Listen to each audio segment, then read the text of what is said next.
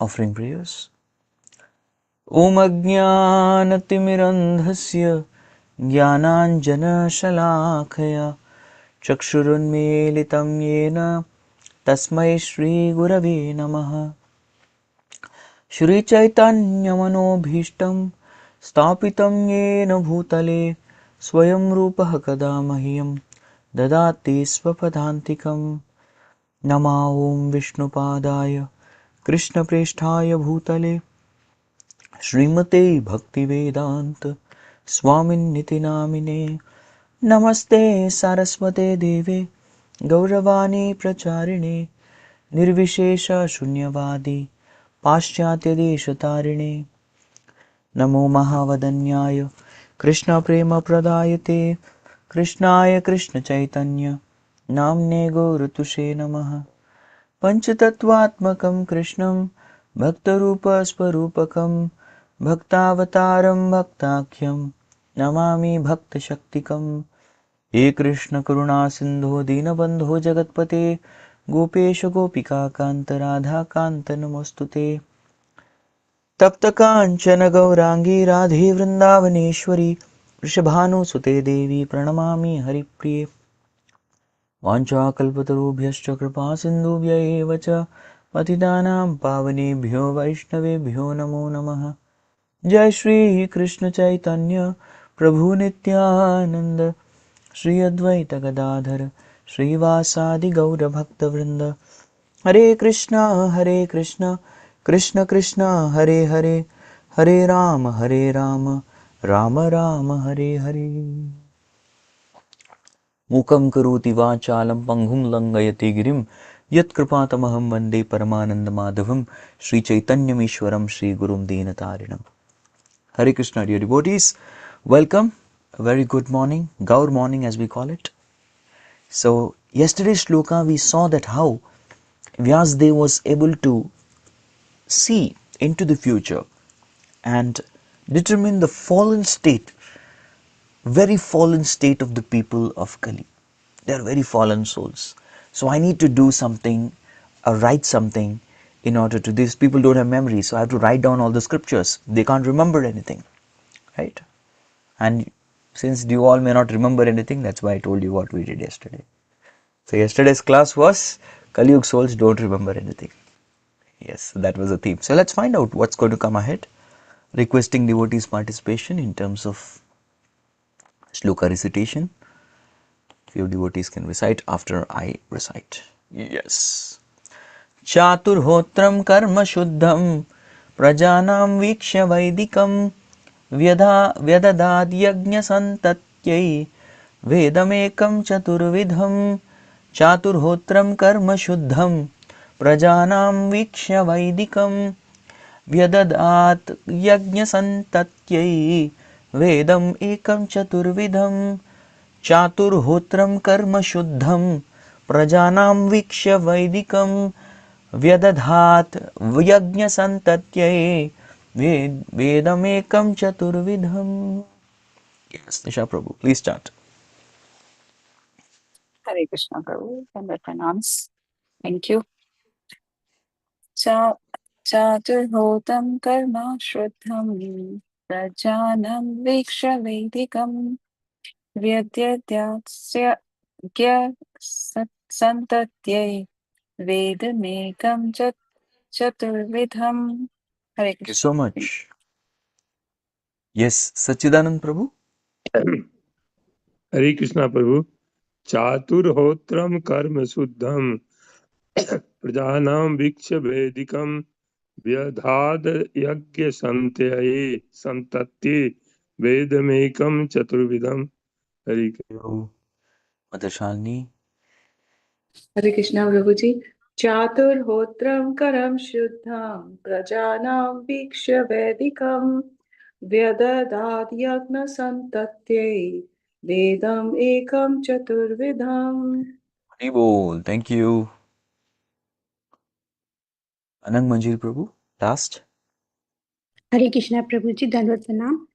Chaturhotra karam shuddham prajanam vikshya vedikam vyadhat संतत्य वेदमेकं चतुर्विधं. Hare Krishna. Alright, we'll try to understand the meaning. Okay.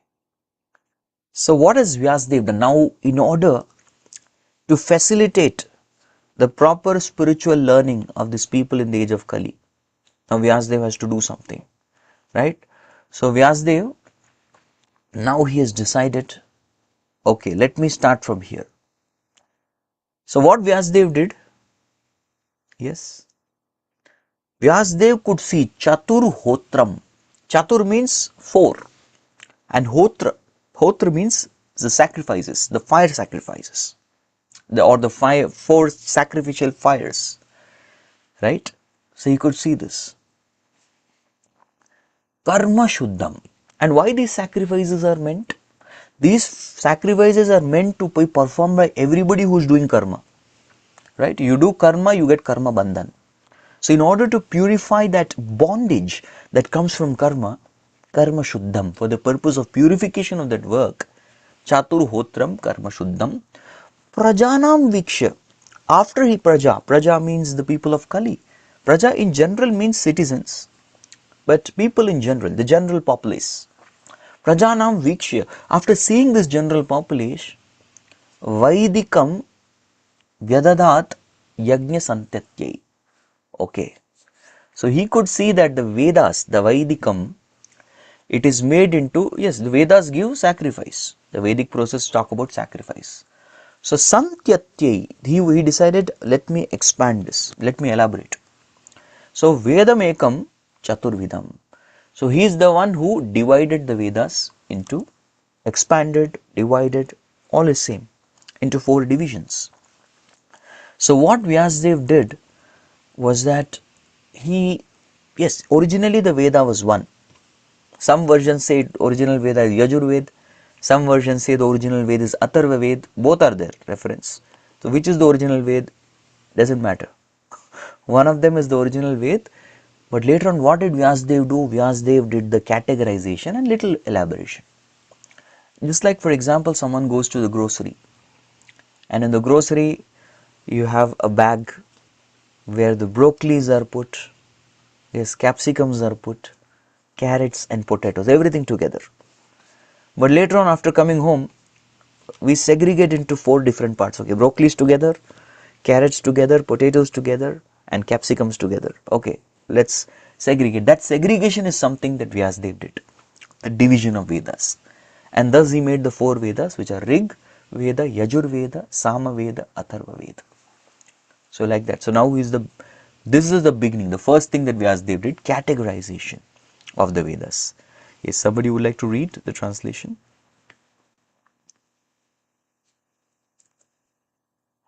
Okay, Raksha Mataji, go ahead. Read the maroon color.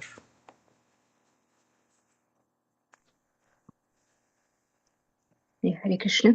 He saw that the sacrifices mentioned in the Vedas were means by which the people's occupations could be purified. And to simplify the process, he divided the one Veda into 4 in order to expand them among man. Thank you, Hare Krishna.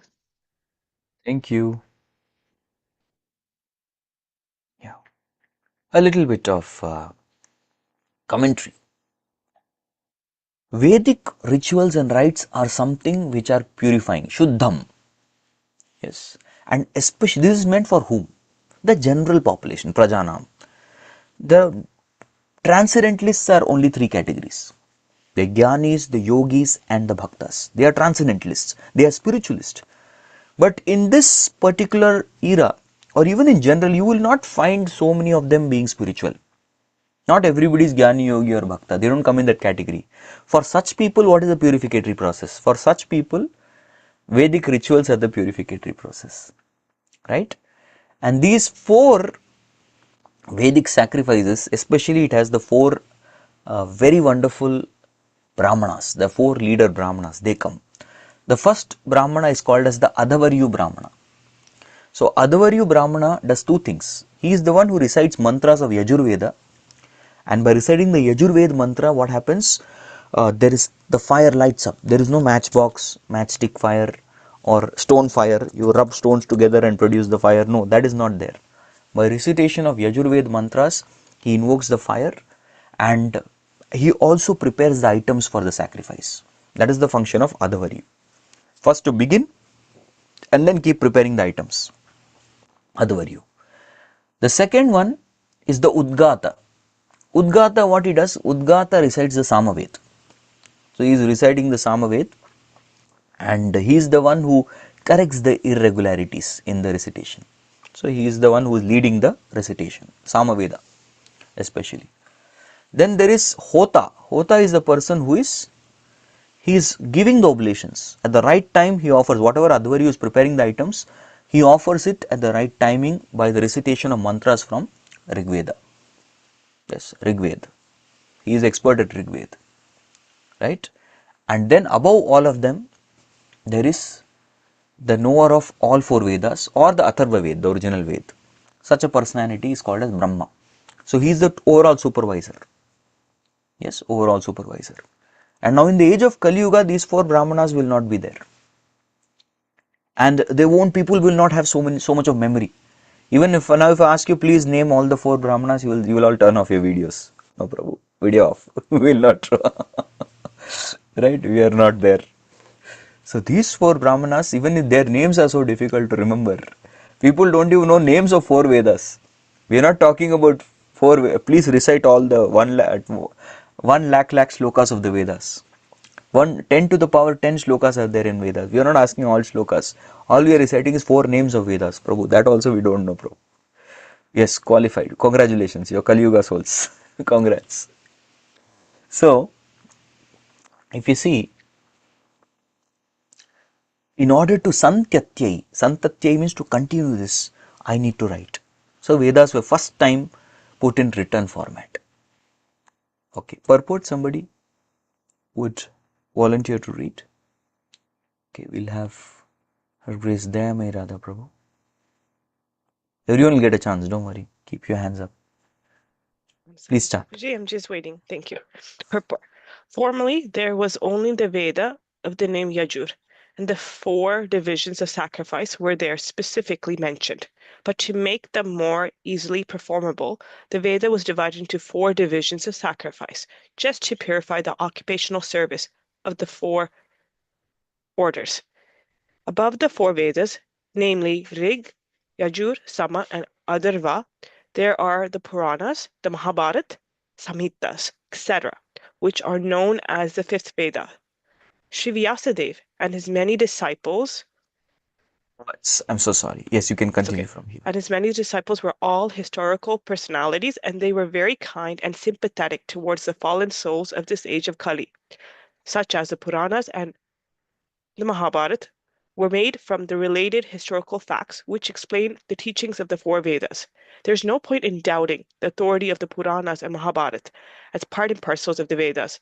In the Chandogya Upanishad 7.1.4, the Puranas and Mahabharata, generally known as histories, are mentioned as the 5th Veda.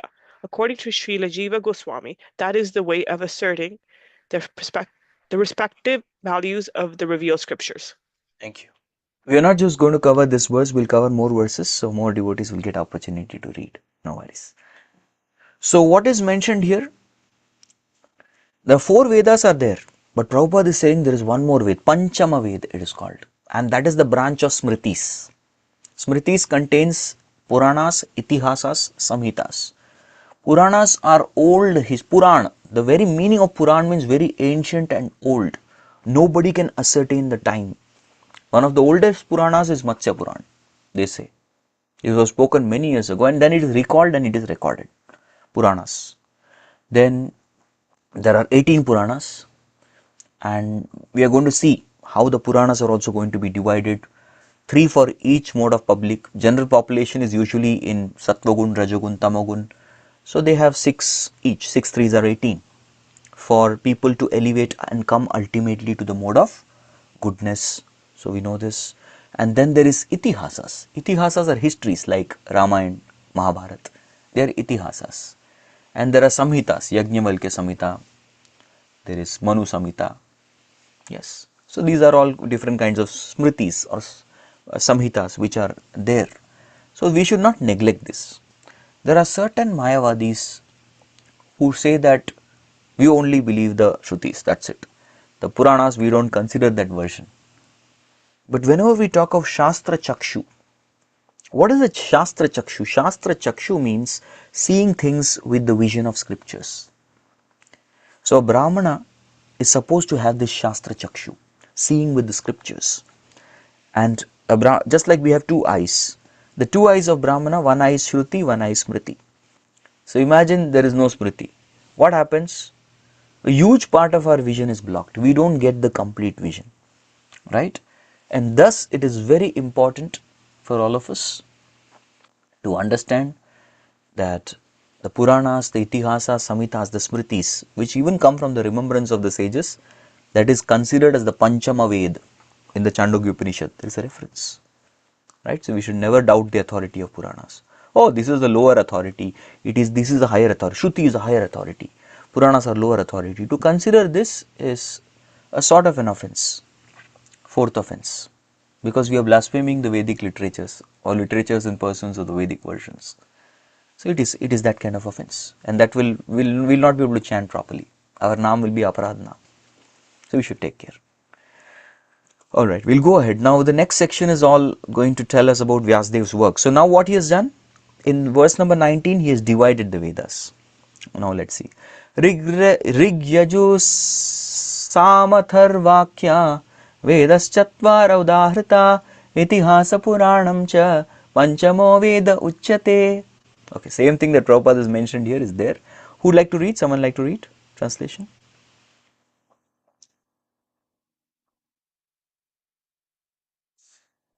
Yes, Neena Mataji, go ahead. Translation by His Divine Grace Swami A.C. Bhaktivedanta Srila Prabhupada Ji Ki Jai. The four divisions of the original sources of knowledge, the Vedas, were made separately. But the historical facts and authentic stories mentioned in the Puranas are called the fifth Veda. Yes. I think we've already discussed this. Is anything more? Yeah, there's nothing more. The names are given. Yes. Next. Thank you. Next sloka. Tatrarka Vedadhara Paila Samago Jaimini Kavihi Vaishampayana Evaiko Nisnato Yajushamuta. Somebody would like to read? So now here Vyasadeva is telling that whom he delegated. Who would like to read? Okay. Bhakti Sundari Mataji, go ahead. Hare Krishna, Prabhuji. After the Vedas were divided into four divisions, Paila Rishi became the professor of the Rig Veda, Jaimini the professor of the Samaveda, and Vaishampayan alone became glorified by the Yajurveda. Yes. So these are all great sages who are actually students of Vyasadeva. They are students of Vedavyas who took up the initiative, because this project was not just done by Vyasadeva. It was done by his disciples. So it was 3-4 generations together compiled this Vedas together. So Vyasadeva is delegating, art of effective delegation. So he had trained students. So Paila Rishi became the professor of Rig Veda. Jaimini for Samaveda. Yes, so somebody may, there's this pastime with Jaimini Rishi which I would like to share. It's kind of a pastime that gives a warning to all the sadhakas. So once upon a time, Jaimini Rishi, he felt that I think I have conquered lust. So he went and told his spiritual master Vyasadeva, I have conquered lust. And Vyasadeva was saying, my dear disciple, you should not be so overconfident. Lust is very subtle and deep. He said, no, I don't get attracted to any female form. I have conquered lust. Vyasadeva said, all right. Okay. And Vyasadeva in his mind was thinking, I need to teach my disciple some lesson of being humble, some humility, some practical lesson. So what he did, Vyasadeva said, you please take care of ashram. I am going out for some days. I am going for some tirth yatra. He said, okay, I'll take care of ashram. So Vyasadeva left. That night, as Jaimini was sleeping, there was a heavy rainfall, heavy downpour. And suddenly, in the dead of the night, there was a knock on the door. Tuck, tuck, tuck, tuck, tuck. Tuck, tuck, tuck, tuck, tuck. And he went and opened. There was a lady, a young lady, drenched completely in the rain. Clothes are wet. She is asking for some space to live. I am strangled in nowhere. I am stuck. Please help me, O great sage. Rimini said, I have no business with Matajis. But anyways, what to do? This poor soul has come at my doorstep. I am supposed to give shelter. So he says, okay, all right. So that is that room. Go to that room, yes, and you can rest there. And Jaimini goes to bed. But then after he is going to bed, he is a little restless. So he really wants to find out. So he goes again. Tuck, tuck. He knocks the door of the lady.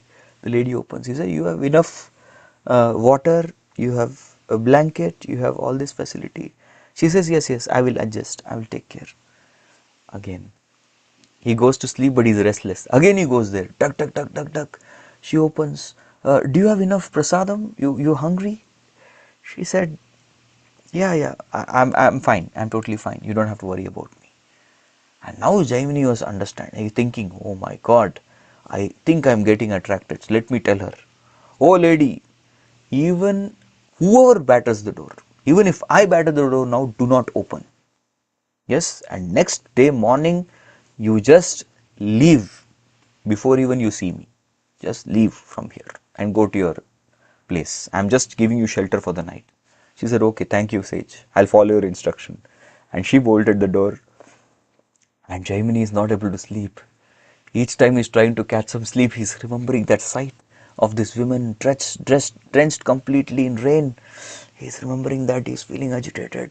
So he goes there again. Just one time I'll go and check if she's okay. She's doing okay. So he goes and batters the door. Tuck, tuck, tuck. Please open the door. Because he could not bear this thought that next day she's going to leave without seeing him. I've instructed her wrongly. And he had told, even if I tell you to reverse the instruction, don't follow. Just leave. I says, open the door. She said, says, you told me not to open the door no matter who comes. Saying, I'm the one who gave you the instruction. Now I'm telling you open the door. She said, no, how can I disobey you?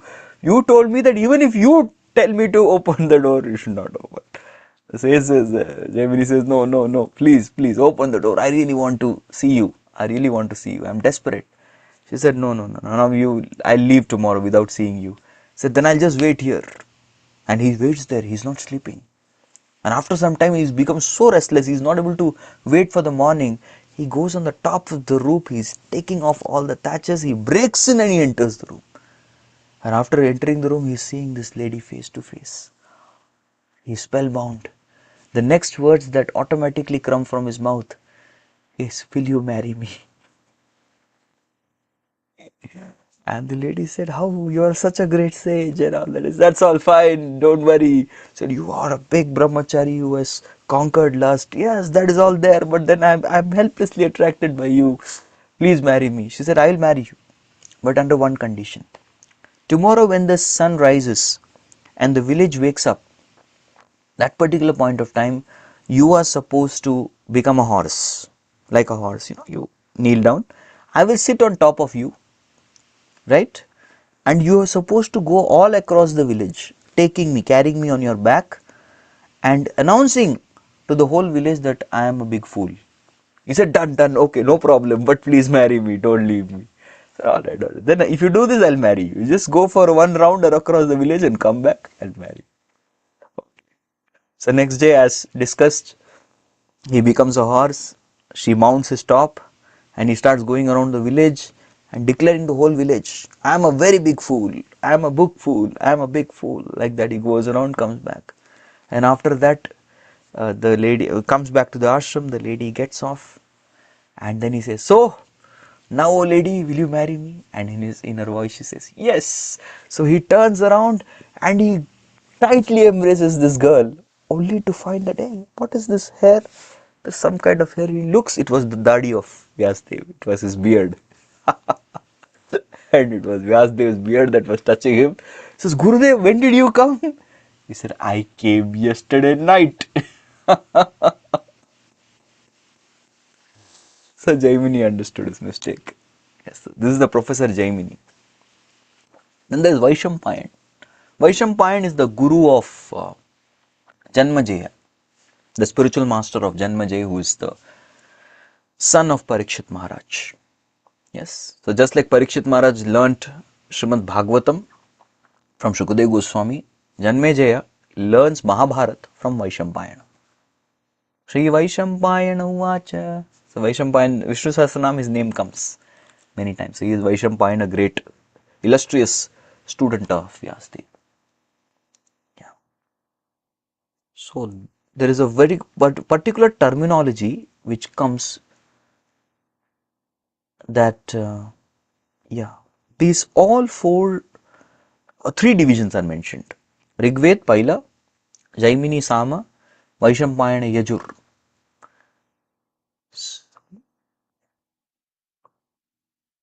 The different Vedas were entrusted to different scholars for development in various ways. Purport is only one line. We'll go to the next sloka. Let's go ahead, excited. Atharvangirasam asit sumantur darudo munihi itihasa purananam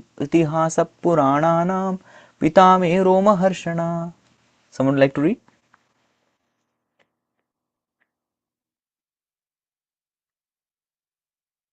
Okay, Krishna Kumar Prabhu.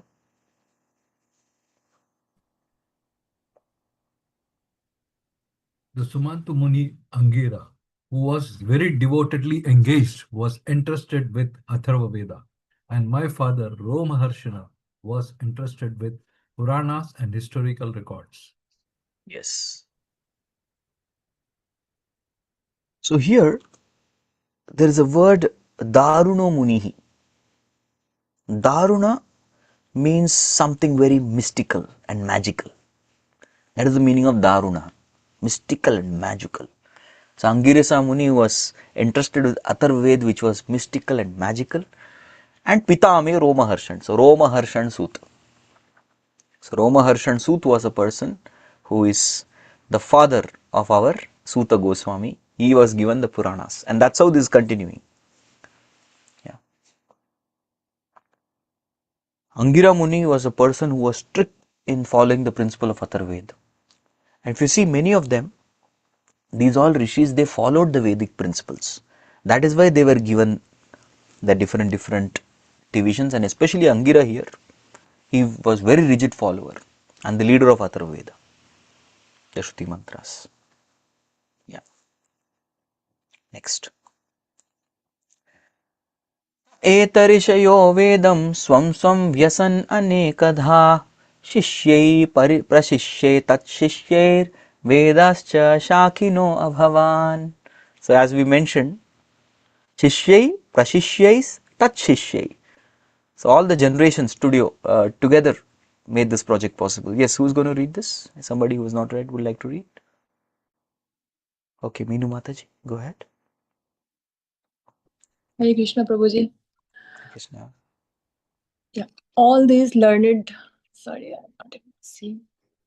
Scholars in their turn remain their interested Vedas into the many disciples, grand disciples and great grand disciples, and thus the respective branches of the followers of the Vedas came into the being.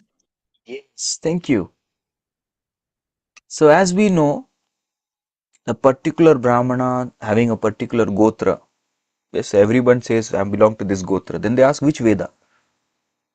If you are a Brahman, then which division of Vedas are you expert at? So this is how the line came. The disciplic line thus comes. Tat Shishyai Prashishyai Tat Shishyai.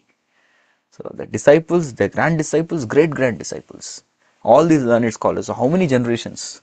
Vyas, these learned scholars, and 1, 2, 3, my God, 5 generations. It took so much time for these Vedas to come. And these all sages dedicated their life. Their purpose of life was to generate those Vedas.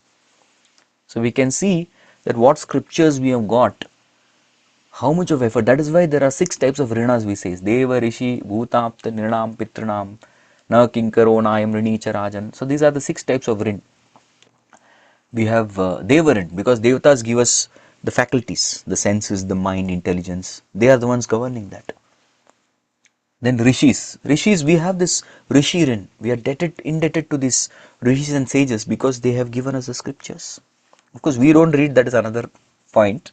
But at least they have given us this facility of scriptures. So like this, we need to understand, this is a rin. So we have to be grateful. And thus, this task was Vyasyan. This word Vyasyan means division took place. So everybody was given some portion. Okay, you take this chapter, you elaborate this section. So very nice management. Everything was divided and distributed, and they all could come and do this. Yes, somebody likes to read the purport. Preferably who has not read. Someone? Yes, Amrita. Taji. The original source of knowledge is the Vedas. There are no branches of knowledge, either mundane or transcendental, which do not belong to the original text of the Vedas. They have simply been developed into different branches. They were originally rendered by great, respectable, and learned professors. In the other words, the Vedic knowledge, divided into different branches, has been distributed all over the world by the different disciplic succession. No one therefore can claim independent knowledge beyond the Vedas. Yes.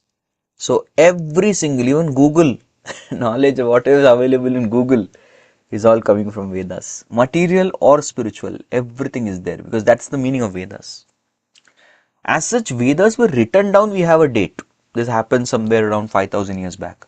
But when is the original Vedas, where they are born? Oh my God. There is no date to knowledge. You cannot give a date to knowledge. Right? So that is impossible to determine. It is inconceivable also. So anything mundane and transcendental. The mundane knowledge means Jada Vidya and transcendental knowledge means Paravidya. Everything is coming from the texts of Vedas. So nobody can claim independent knowledge beyond the Vedas. And you know, there are certain space agencies who are referring to Viman Shastra of Vedas and making planes. So many of these scientists, even they refer to Vedas, but they don't give credit to Vedas, but they refer to Vedas for knowledge. Pythagoras' theorem was not invented by Pythagoras. It was always there in the Vedas. Yes, even mathematical formulae, they are all present in the Vedas. There is so, branches are huge. Of course, some of these knowledge is mundane knowledge. Mundane means what is required in this material world. That's called as Jada Vidya. Jada Vidya is the knowledge required to survive in this world. Cooking, cleaning, bathing, yes, farming. Yes, these are all called Jada Vidya. So one should not say Jada Vidya, you are studying Jada Vidya. So once there was a preacher who went to a university called Bharatiya Vidyapit. So he went, took the mic, the first line. Is this Bharatiya Vidyapit or Bharatiya Avidyapit? He was asking. Of course, the professors and the management staff, they felt very offended by his line. But the point is, yes, the Vedas give the Jada Vidya. All we have to say, even to the materialists, scientists, all these people, we have to just train them to acknowledge the Vedas.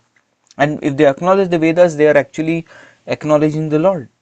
Vedascha sarve ahamayarve vidya. Once they acknowledge Vedas, then we can teach them what is the purpose of Veda. The purpose of Veda is to realize Krishna. That's how we can put it. Hey, what do we do? I think we'll pause here. We'll have questions. Yes, Amrita Mataji, go ahead. Okay, so I truly agree, and I have observed that lot of knowledge is in there in Vedas, and people have taken it out and put their names.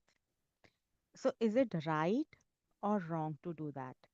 What do you think? I don't know. I'm very confused. I think I am not the original person. Some there is it I just extracted it. Yes. S- So we need to understand that if you're taking things from Vedas are meant for that. You approach the Vedas, take the knowledge, apply it, see the result. It's very scientific. But when people, what is wrong is people take knowledge from Vedas and don't give credit to Vedas. They say we invented it. Karta ahamiti manyate. That attitude is incorrect. And that is the problem. You take knowledge from Vedas, give credit to Vedas. Okay, Vedas did it. Vedas are having this. We have taken this knowledge, we have applied it based on Vedic principles. It is already there. We show the gratitude, then there is no problem. Problem comes when you try to grab the credit and show to the world that we are great. That is the problem. And one Okay. more thing, I have also noticed that if I see old buildings, so they have used advanced scientific things which architect can't even think of. So why this knowledge was not transferred? It was like purposely not transferred, or they didn't, or they just ignored it. Mm. As such, that is what happens in the age of Kali Yuga. We need to, three, 4 points are there in this matter. One thing is, if you have to accept Vedas, you have to accept in toto. You have to accept it fully. So Vedas give certain things which modern people are liking. But Vedas give other things which modern people do not like. And that do not like will completely kill the sense gratification propensity in people. And if we give them this and show the sources Vedas, people will go and see the other part and they'll get detached. Then how will have market? How will materialism spread? So hide the person who gave the knowledge. This is one of the thought process. Number two, it is demonian. That word nastika, na astika, means non-believer of the Vedas. That tendency to not accept scriptures is there inbuilt in this material creation. A person, because of the influence of Maya, denies the scriptures. That tendency is there. It is Guru who has to sit and present the scriptures, and if the disciple is submissive, he develops faith in the scriptures. Otherwise, naturally, we are born in ignorance. We are ignorant and we do not accept the scriptures. That's the natural built of this material world. So people don't want to accept. Number three, what people want to do is they accept partial knowledge, and after that partial knowledge they speculate on it like Gyanis. One category I told is Karmis, who want to use the Vedas but not give credit. Second category are atheists, gross atheists, who totally decry the Vedas. The third category are Gyanis, who take some aspect of Vedas, now we will speculate on it, and thus they change it. Now we take little and then we will speculate. We do not need complete. So such speculators are the third category. So thus they also distort the knowledge. Then the fourth are yogi types. What do the yogis do? The yogis, they pull out only that section which is going to make them powerful. Yes, they get subtle powers and abilities from the Vedas, and they are more interested in showing off their powers. Yes, so that is their interest. Then there is Bhakta category. What do Bhaktas do? Yes, Bhaktas take the essence of the Vedas, which is Bhakti, and then they preach. They tell to everyone. That's what the Vedas speak about. So when you are saying like there are four kind of people, I would completely agree to you because there was a time to which I completely disagree that even God exists. But slowly with the time I understand. But I know I was so difficult person to understand that concept, and now I would like people to understand in the easiest form so that they don't face problem which I faced. But I also see like kids between 7 or 10 years, they are more advanced than me, and they were like motivating factor for me. So now I feel like I am late, but when I see older people, then I see okay, I'm balanced, I'm not late. So how to explain this concept of Vedas and God to lay people like me? It was so tough for me to absorb what other person is saying. Now I've experienced, so now I can understand. But how to do same thing in easy format for others? Yeah. So mostly it is very important for all of us to understand the mindset of the person or the audience who we wish to teach. Usually, I'll just give an example. Usually if you look at the university students, they are quite scientific minded. They need reason and logic. And the first subject of the Vedas, or you can say the 6 systems of philosophy, is Nyaya, which is logic. And that's how we start teaching. There are 6 systems, right? That's why it's very important. A person who sits on the Vyasasana or becomes a teacher is supposed to know the 6 systems, Shadadarshan. So there's a way to teach also. So we start with logic, right? And then go to Vedanta finally. 1, 2, 3, 4. There are steps. So starting with logic means, okay, just can you see, just see the beautiful creation? We see the sun rising in the east, sun setting in the west. Who created the sun? Making them feel this way. There are many things which we are able to observe but are beyond our control. Then who is in control? If you have to turn on one small light bulb, you need a person to go and trip the switch. You need to, there's a person who's required to go and set up all the electrical systems. There's a great powerhouse which sends the energy. Where is this energy coming for this? So when people are intrigued like this, they start, and from different angles. We can show the seasons, we show the sun, the moon, look at the nature around everywhere, because people accept nature. You accept Mother Nature. Mother Nature cannot become mother without a father. Who is that father? So this is how you start teaching. So through nature, show the mother, because Vedas are also mothers. But you directly bring people to Vedas, they may not accept. But Mother Nature is also mother. So through Mother Nature, the mother automatically points towards father. A child asks the mother, who is my father? Okay, God is the father.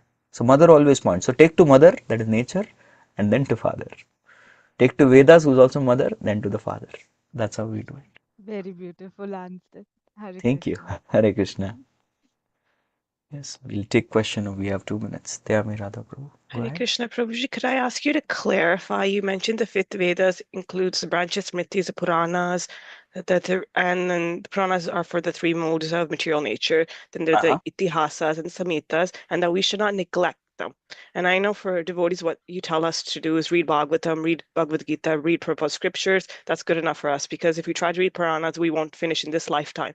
So could you clarify what you mean by not neglecting them? Because we're not reading them then, right? We're focusing on Bhagavatam, we're focusing on Bhagavad Gita. So I meant disregarding them. This is bogus. We don't do that.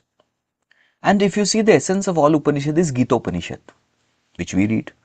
And the essence of all Puranas is Bhagavad Puran, which also we read. So we have one representative from Shruti and one representative from Smriti.